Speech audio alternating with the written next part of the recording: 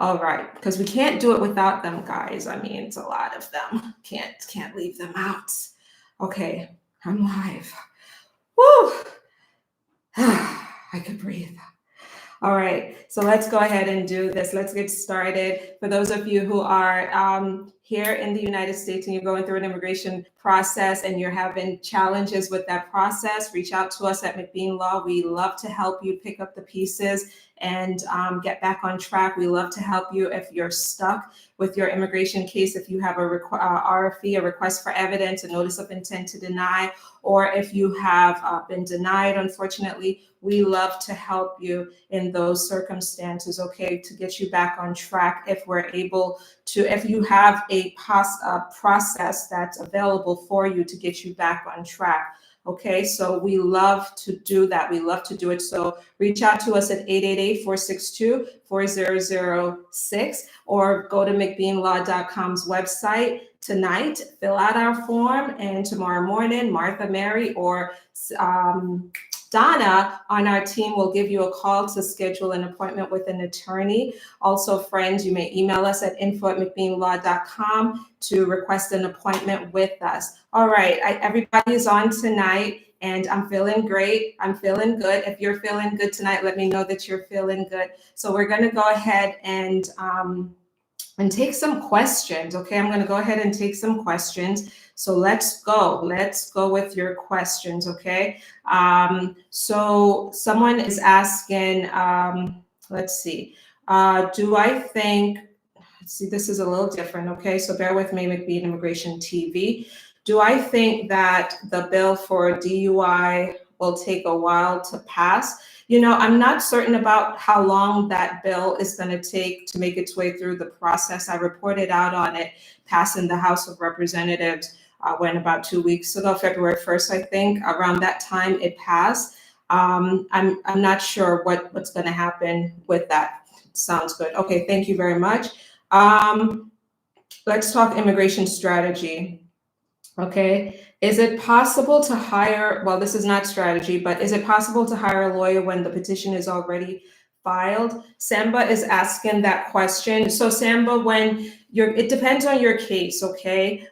When people come to us and they meet with me in particular, what I usually share with them is that depending on where things are with your process, an immigration attorney can very well pick up from where things are. Even if the case has already been filed, they can pick up on it, get your records from the government, see what's been done for you so far, learn more about your immigration history, and strategize, share with you strategies for moving forward if your case is headed in the wrong direction, okay? But it really depends on what type of case you have. And if you're in removal, yes, it's possible for another lawyer to pick up on your case and assist you with your removal case as well. Hey there, Imelda from Las Vegas.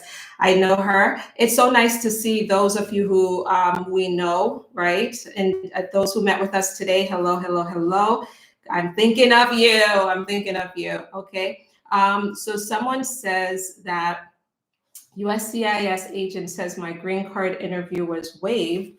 How accurate are they in your opinion? I filed in August 2023. The case is at the NVC. So your case is at the NVC. So an I-130 was filed for you, I'm assuming, right? A family petition was filed for you and the government approved your case and sent it on to the visa center. That happens a lot. It does happen. Well, it happened a lot last year. People are being called in. Some people are being called in this year. So it's possible for an I-130 to be approved, and then the approval goes directly to the visa center. All right. I'm not sure what's happening here on Facebook. I don't see anyone on. Okay, so let's see.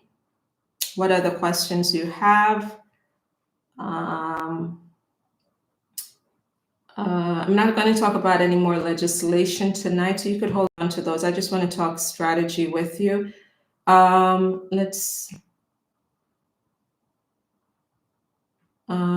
don't know about anything about updating the New York driver's license online. Check with the DMV about their process for doing that. What happened with your I-751 case if your spouse has filed for divorce after filing jointly for a year now? So here you have Samuel, who is going through a removal of conditions process to get his 10-year green card. And he and his spouse filed the petition together, but nowadays the government is giving you 48-month extension on that. And unfortunately, they're in the middle of this process, this extension, but a divorce has been filed for you. A divorce has been filed. I don't know if it's finalized as yet, but Samuel, there is a way for you to convert your case from the jointly filed to a waiver filing in which you, of yourself, you're the only one on this petition, bringing it home, right, for the 10-year green card. So contact us. The government will allow you to do that. The government will allow you to convert the case, and but you need to show proof of why the divorce. Okay, in your case, you were in a genuine marriage, but it ended in divorce. So that's a very good reason to convert the case. They will still care about the bona fide nature of your marriage. So just keep that in mind as well. So someone says, what happens once you get your 5-year work permit? Does it get renewed, or can someone be put into removal? What else is there to your story? Okay, Sunny, I need a little bit more than this. What happens once you get your 5-year work permit? Okay, so you have that. Are you talking about, Sunny, maybe you had filed for asylum, you applied for asylum, and you got your 5-year work permit? And if that's the case, and USCIS does not approve your asylum case, they will refer you into removal proceedings. You can still, your EAD, you could still maintain a good EAD and renew it while you're in removal proceedings, so long as you have a pending asylum application on file. Okay, I'm coming to that side of the room momentarily. Someone says, I recently got married. I don't qualify, but I recently got married. I don't qualify for the I-601A waiver. Is there anything I can do for it? Mara is asking.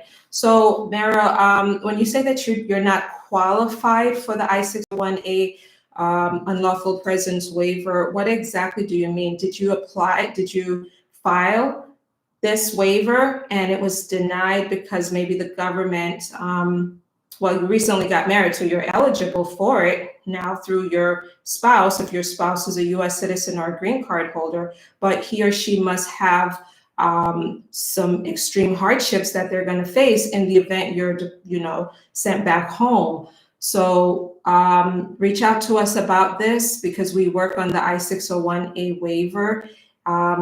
Hardships is what we're going to be looking for. We're going to be looking for hardships with respect to your spouse. Or if you have a parent, US citizen or green card holder parent, will be looking to that person for those hardships as well. Someone, Akbar, says, my asylum case was denied. Can I reapply again? My asylum case was dismissed. Can I reapply again? So Akbar, if you were to do that, right? If you were to do that, it could result in a quick, your USCIS may quickly reach a decision about that asylum case.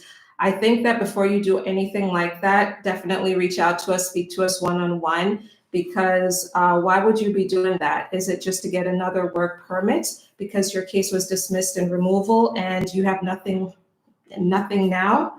And a lot of people are in this situation and they consider this very strategy right here. It's not one that I support. I don't think it's a good idea to apply for asylum if you're not eligible for it, and particularly if you applied and it didn't work out and you were placed in removal, and then you had no real case in court, and so you dodged a bullet. Okay, you dodged a bullet when it was dismissed. And now you're thinking, well, I really missed that work permit. If that's the case, I'm not saying that you should go ahead and reapply for that. because you may not have had a good, I don't think you had a good case, okay, just by the fact that it was based on the fact that it was dismissed. Someone says that, goodness gracious, as soon as they see me, you guys see me look this way, all the comments and questions come in and it pushes everyone's question up. Someone says, I have an interview in Honduras. I have my I-601A waiver approved. Is there anything I should worry about? So this person has her interview or his interview coming up in Honduras. Congratulations on getting that 601A waiver approved. Before you leave America, make sure that you work with an immigration lawyer to do a really good background check on you to make sure everything is good and clear with your immigration history, your criminal record.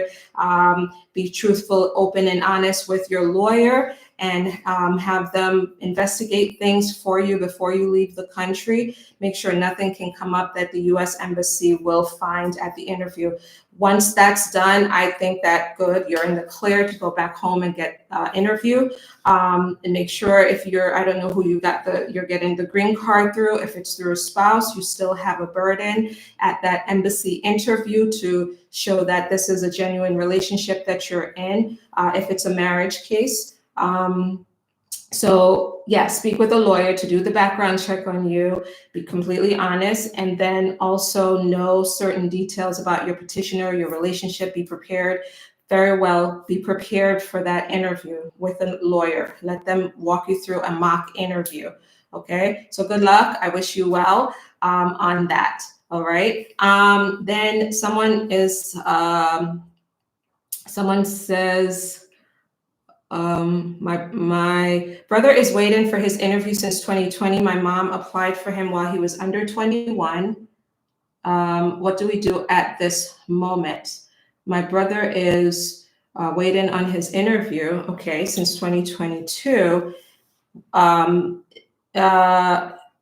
Is his part, I don't know anything about, well, what is the mother, right? Status wise, what's her status? This is really annoying on this end. I'm going to cut off the iPad. I have no idea. It's distracting me. I don't know if that was working or not. My plan B, turn it off. Because I'm like, the iPad, I'm looking over there. It looks strange. Okay, so is the mom a U.S. citizen, or is the mom a green card holder? The reason it is very well possible that this could very well be an immediate relative relationship if the mom is a U.S. citizen and this is someone under 21. Weighed in here since 2020. Why do I say that this could very well be the case? Well, because some embassies are like that. If you're talking about an embassy like Accra in Ghana, then you're talking about a lengthy wait, even in an immediate relative category. So contact us to talk more about the facts and so that we could learn more about who the petitioner is and some other details that we'll need to know about. Okay. Okay.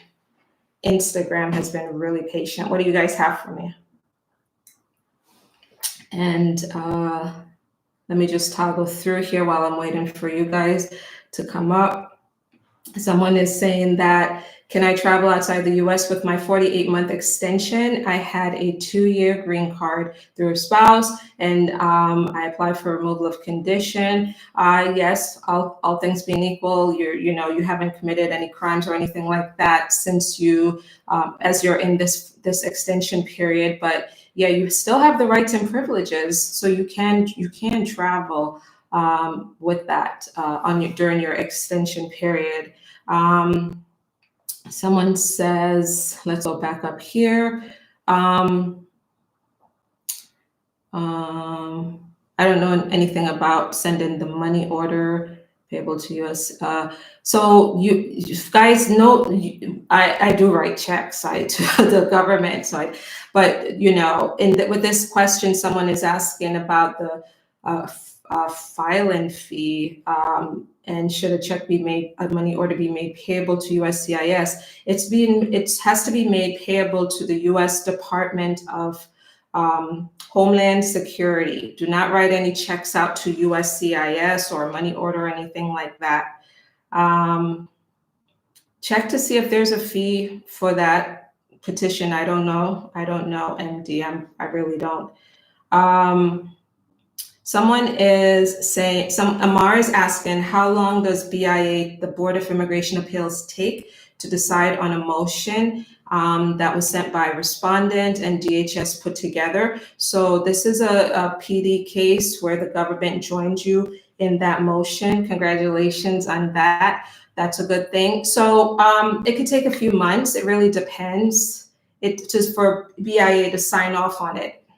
For our cases that go up to the BIA, these PD cases, it takes a few months. Sometimes it could take maybe 7 or even 8 months to get that decision. Other times we see it sooner than that. Okay. Someone says, I have a US citizen minor child with a disability. Is there any way that I could apply for legal status here in the US? KK is asking. So KK, I like saying that. That's why I had to say it twice. I'm going to say it a third time. So KK, just, you know, if there is a process called cancellation of removal, right? That allows people who are in removal, who have been in the US for a minimum of 10 years, they must meet some other strict requirements in order for this to work. And I'm not going to cover all of them, but if they meet the requirements and they're in court and they have a US citizen minor child who has a disability, they are able to get a 10-year green card through an immigration judge. It's called cancellation of removal. It's again, you must be in removal proceeding. The government must have put you in removal proceedings in order for something like this to work, okay? But other than that, just to get that legal status, because the child has this disability, that alone is not enough to get you a green card outside of a process like cancellation of removal. I really like the setup here, going live directly on YouTube, actually, bypassing the streaming software. Someone says, my son is born here. He will be 19 years old this year. When can he petition for me? I have been paying taxes. Joan is asking. So 21, okay? He can't file for you until he turns 21. Okay. Hold on a second. How can I go on my interview if I was involved in domestic violence? So if you were involved in domestic violence and your petitioner, it's your abuser is the petitioner, okay? If the abuser petitioned for you and you have an interview coming up, reach out to us so that we could have a one-on-one discussion about that, about this very situation. I'm not really going to get into the details of something like this. It's very sensitive. And so have a contact us for an appointment, or if you have an attorney, definitely speak with your attorney about what you're facing. But, you know, just know that there will be a conflict of interest if you and your spouse had hired that attorney together. So that's why I'm telling you to reach out to us. You're going to need a different attorney to speak with about this situation, because there is a way for you to get your green card on your own in a situation like this, okay? Because here's the thing, when USCIS, you go before USCIS as a couple, and then you're like, oh, everything's great in the marriage. Oh, you know, strong marriage, great marriage, we're in love, blah, blah, blah, and answering all of the questions, when in fact, you know, you have something else going on in your home. You know, for some people, they can definitely still get through and get their green card that way. But for others, more probing may lead to more things, and aggravation with that spouse who is abusing you, or that spouse could very well sabotage that interview. You know, we've seen these types of things happen. So it's very sensitive. Contact us for us to have that discussion with you. Let's see.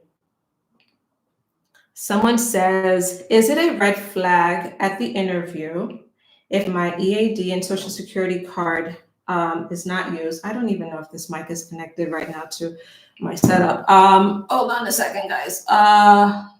Where's that question? Is it a red flag at the interview if the EAD and Social Security is not used, the I-130 and I-45 application based on marriage to a U.S. citizen? Red flag in what way? That you didn't work? I don't think that's a red flag, okay? I don't think you have anything to worry about, unless there's some more to this that you haven't shared yet, okay? Let's see. My general rule going forward is no more case processing questions, okay? No more how long anything's gonna take, okay, guys? Okay, just go on USCIS's website or the visa bulletin to check things out, or just do quick research. Everything is being answered on Google, case processing times, okay?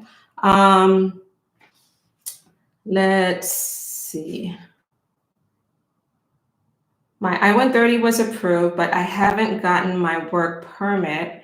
What does that usually mean? Well, San Diego, California is asking, so was a green card application, I-485 application submitted with your case? Because if the I-485 application was filed and the work permit application was filed with it, you should have gotten a work permit, not unless the government quickly approved your I-130. They just churned that out, which is kind of unusual for them to churn that out so fast before even your work permit. So whoever did the filing for you, I don't know if you did it on your own or through an organization or an attorney or whatever, I don't know, but look to see, find out what was submitted for you, because it is very much possible. Yeah, I'm gonna, the spamming, the person who's gonna, let me remove, let's see.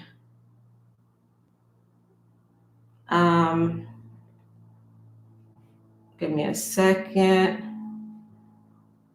Okay, so if you're spamming me on McBean Immigration TV, I'm gonna put you in a timeout. Timeout, because it's annoying everybody else. People are saying, please stop it. So timeout. Okay, so she's out for a while. All right, so don't do it, guys. Just don't do it. Don't like it. Let's keep going. See how that can be distracted? Let's keep going. Okay, let's see what else you guys have for me over here on Instagram.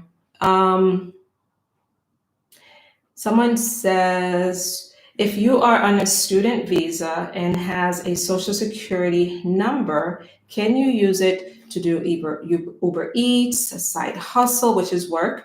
If done, will it go against the student in the future when filing for a green card? So guys, students, you're not supposed to work. Generally speaking, you know what the guidelines are in terms of where you can and cannot work, right? Generally, it's on campus. You're not supposed to use that Social Security number to engage in any other forms of employment. Uber is employment, it's work. And so it can hurt the student in the future if the student is applying for a green card through an employer, through an employment-based process. If you're going to get the green card through marriage to a U.S. citizen, it won't typically hurt you in that context, so long as you're upfront about your work history. Last 5 years of your work history is what the government usually asks for. But if you're gonna apply for the green card in any family preference category, like your spouse is a green card holder, or a parent is filing for you, or again, employer is filing for you, then you're gonna have a big problem.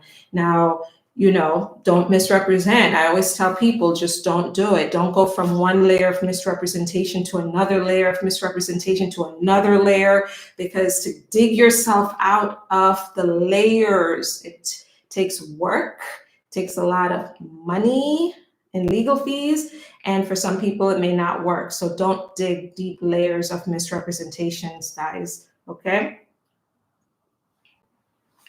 All right. Is Colin is called Percy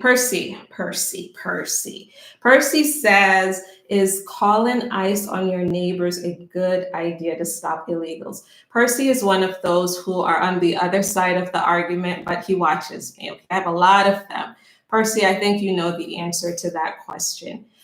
It's never a good idea. Don't call ICE on anyone, guys. Don't call ICE on your spouse. Don't threaten your neighbors. It's just not good. It's not neighborly, Percy. Okay. Someone says, what is, I'm not going to answer that one. I'm not putting on that big of a thinking cap tonight. Khalil, contact us about it Monday through Friday during business hours when the mind is fresher than this. I'm not going to get into the legalese of Section 245I tonight, okay?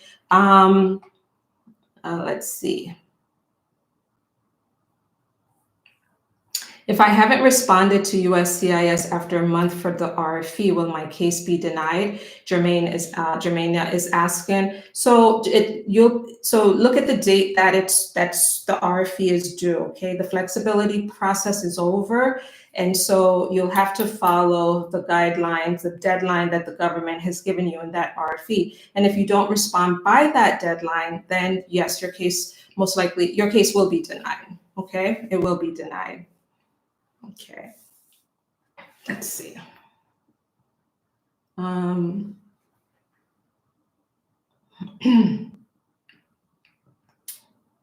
someone who filed for bankruptcy petition for his spouse? Yes, that filing for bankruptcy doesn't disqualify you from petitioning for your spouse. If you are still having financial difficulties and you don't have enough income to sponsor your spouse, well, you could always get a joint sponsor to help you with the case, okay, on the financial side. Can my unemployed husband file for my green card? Again, it's going to go down to the same thing that I just said, okay? You could get a joint sponsor, your spouse can file for you, and you can, the I-130 can be approved. I don't know where you are, if you're outside of America or inside America. If you're inside and you've overstayed your visa, well, the I-130 is the only thing that can be filed for you, and that can be approved despite the fact that your spouse doesn't have employment at this time. However, when it comes time for the affidavit of support, which is connected to the NVC process, if you're overseas, then your husband will need to show some current income. And if he cannot do that, then a joint sponsor can help you bring it home. Okay, so that's one. Or you can strategically, if you're here and you've overstayed, the other thing that you can do is, I would wait until he becomes a US citizen so you could do adjustment of status. And then at that point, maybe he would have found something. And if he did not find, us West Indian people, we say, find something, find something to do, right? Bring in some money, find something. If he finds something down the road at that point, then he can do it. Then you won't need the joint sponsor, okay? All right. Someone says, okay, can you guys hear me on McBean Immigration TV? Someone just said can't hear. Please check, it's cutting out. Nice. Am I all good on McBean Immigration TV? Am I good? Patel says yes. Do you file the I-601 waiver before the I-485?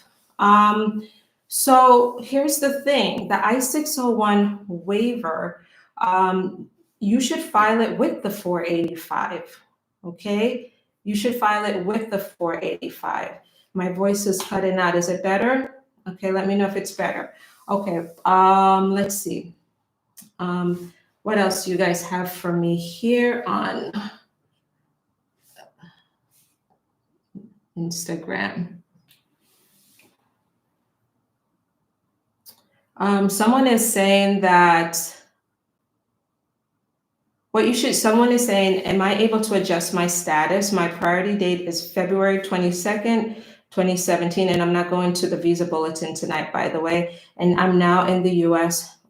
with parole status. You've been paroled into the United States. Is it possible to file for adjustment of status, F2B? Again, I'm not going to the visa bulletin to check on that chart. What you need to do is look at chart B of the visa bulletin. If you're here in the United States, as you said, you're here in the United States. I'm really curious about, so if you might have come in through, did you come in through maybe the Haitian, the parole, one of those parole programs that Biden has put in place to bring certain country and certain nationals to the United States? If so, and your priority date is current and you're still within that status, then the parole status, then yes, adjustment of status could very well be possible for you. You're in the F2B category, adult son or daughter of a green card holder. So again, the priority date must be current, and under that second chart, okay, I got a problem with YouTube, apparently. They're not hearing me. I don't know what's going on, guys. We're gonna wrap up any minute now anyway. Thank you for letting me know. Switch over. I think I'm still good on the other forums. Switch over. Sound isn't good on YouTube. Just love it when things work out. Okay. I can't troubleshoot it. Sorry, guys. I'm not sure what happened. All right. Let's see.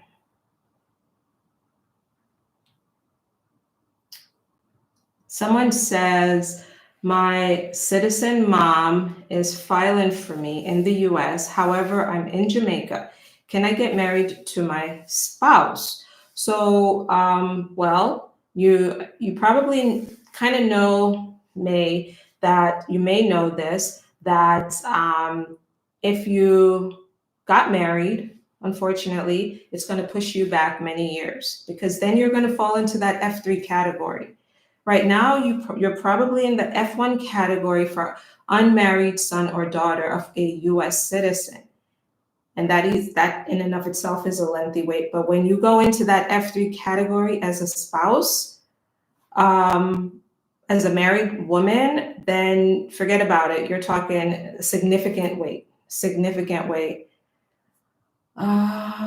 Audio is back. Okay, they're hearing me clearly again on YouTube. Thank you for sticking with me, YouTube. Now, someone says, my spouse filed for my son and I, but I got my green card about a month now. Congratulations. But my son's I-130 was approved at the same time as mine, but his I-45 is saying they canceled his interview, but we both went the same day.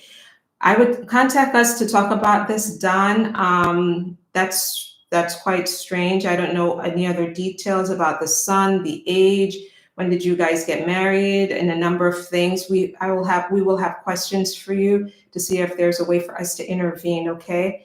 Thank you, guys. I'm perfect on YouTube. Thank you. Okay, very good. Okay. Someone says, I'm so scared. I got an RFE for my removal of conditions case. Can you help me? We are still married, but don't have a lot of financial ties. The financial ties, you're more than that. Right? Your relationship is more than finances, okay? And an argument can be made to USCIS about that. But if you got an RFE, reach out to us. We would love to help you respond to that RFE for this removal of conditions case. Do not be afraid.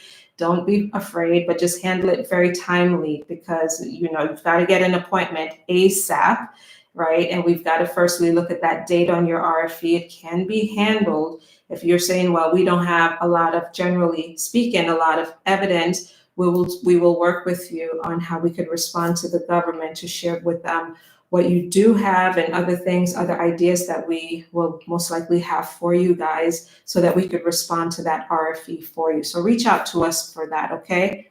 Where do I look? This is not overwhelming me by any means. I'm not even going to think that. Lots of people watching across the platforms. I'm not overwhelmed. How do I speak with you directly? Reach out to us at McBean Law, 888-462-4006. Hold on, 888, okay, 462-4006. That's our number, okay? I've just placed it in the chat, or go to McBeanLaw.com and fill out our form, or just Google us and you'll get all our contact information. Someone says that I was never married, but the embassy thinks I was because I wrote it on a form saying I am married. How can you help me? Read some of the success stories that we have on that, because we've helped some people in this exact same situation. So reach out to us for an appointment. We've got to talk to you, okay? We've got to talk to you.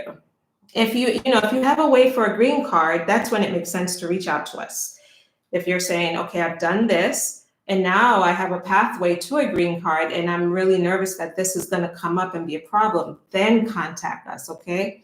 All right, but there's a way to still get your green card. Read our success stories. Someone says,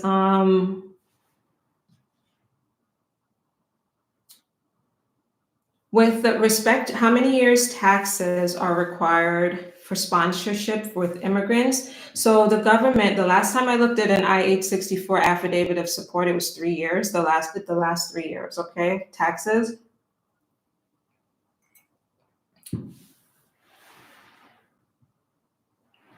Okay.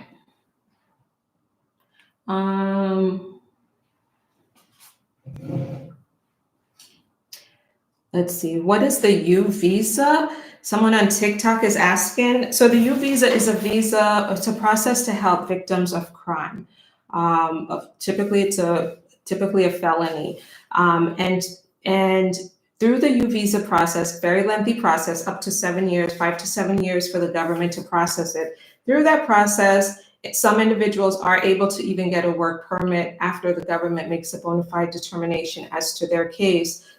It could be like 3 or 5 years later for them to make that bona fide determination. That's what I've been hearing. And so with the U visa, you get that lawful status for 4 years, after which you're able to apply for adjustment of status. If you have considered, if you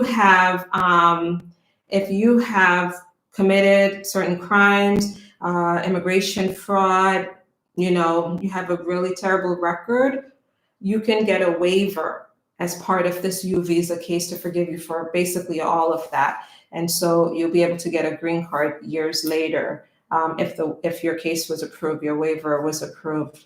Okay, so it's a great process that helps victims of crime, but it doesn't involve every crime. Okay, just Google the types of crimes that are eligible for the U visa. My parents came here with fake passports and they were inspected. And the government said, come on in. Okay, come on in, right? They were inspected. Can I petition for them now? Well, here's the thing. They had this false entry, right? This big immigration violation on their record, and they have to be forgiven for that. Congress made a way. Even my pro-Trump fan who was on earlier, who once called it the immigration on his neighbors. Congress made the way for forgiveness, okay, discretionary. But in order to be forgiven, it's really, really tricky. Your parents will need to be eligible for the waiver. I'm not so certain that they are, because in order to get this kind of waiver, they will need a certain relative. And if they have that relative who will suffer that extreme hardship, it can work out for them. Otherwise, they will not be able to get a green card here or at a US embassy back home. But Congress surely did make a way, okay? Now, and I really like telling my pro-Trump people that too. Blame Congress. Blame your policymakers. They created the laws many, many decades ago. Okay.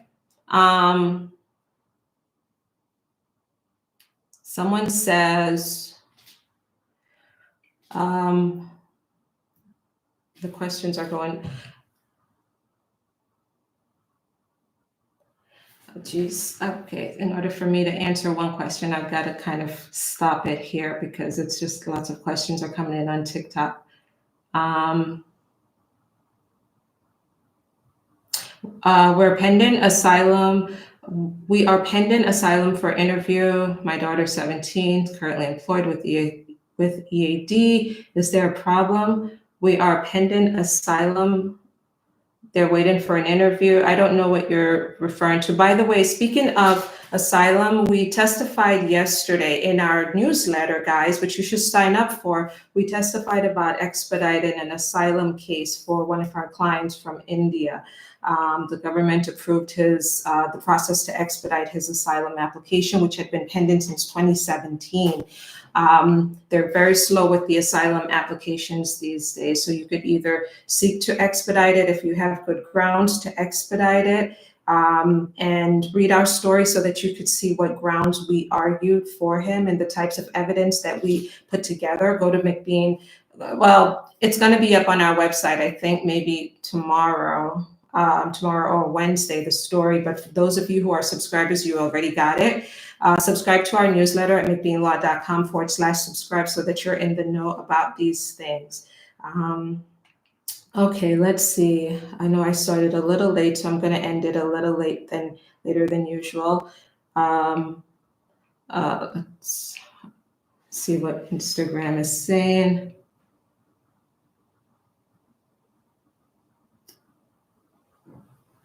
Do I have to get married to be a citizen in the US? No.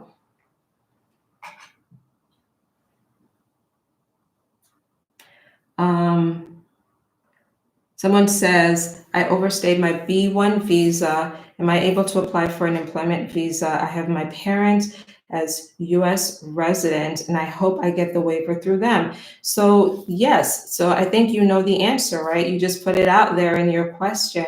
So the waiver, it's you getting that waiver approved. It's going to depend on which one of your parents you're able to get the most hardships from for your waiver case, okay? So someone is asking, what causes an I-130 to be disapproved? So to deny an I-130 could be many different reasons. Maybe the relationship is just not there. Maybe the government doesn't believe that it is that bona fide parent-child relationship or spousal relationship. There's a breakdown in the evidence that you've submitted to the government to prove that it is bona fide, whatever the relationship is. It could be that. It could be something like, well, if you had put on an old visa application some time ago that maybe you didn't have any children and now you're trying to file for this child, and the government is putting two and two together and say, wait a minute, you once told us you didn't have any children and now you're trying to bring this child into America or this spouse in. Or, you know, if you said, oh, I was married before in a visa application and now and now you're married to a US citizen, but you don't have any divorce decree from that person back home. There's all these disconnect, right? Or another common reason, let's just back up and away from all the complex stuff for a minute and talk about the simple common reason for the I-130 to be denied. Maybe you didn't sign it, right? Petitioner didn't sign it, or there's some filing error or something like that. You know, it could be things like that, small things. Or they sent you a request for evidence and you didn't respond to it timely. They will deny it. And under those circumstances, whew, lots going on tonight. I will be back with you on Wednesday. Thank you guys for being with me on last week early on Valentine's Day. Thank you so much. And for Thursday, I came back before you last Thursday, but I'm going to be back on Wednesday night at 9 o'clock Eastern time. Be sure to join me then. Subscribe to our newsletter again, guys, at McBeanlaw.com/subscribe. Call us during business hours, 888-462-4006 to book an appointment with us, or go to McBeanlaw.com contact. Okay, contact. Guys, thank you so much for bearing with me. I hope you enjoyed tonight's session, and I will see you in the next one. Bye-bye.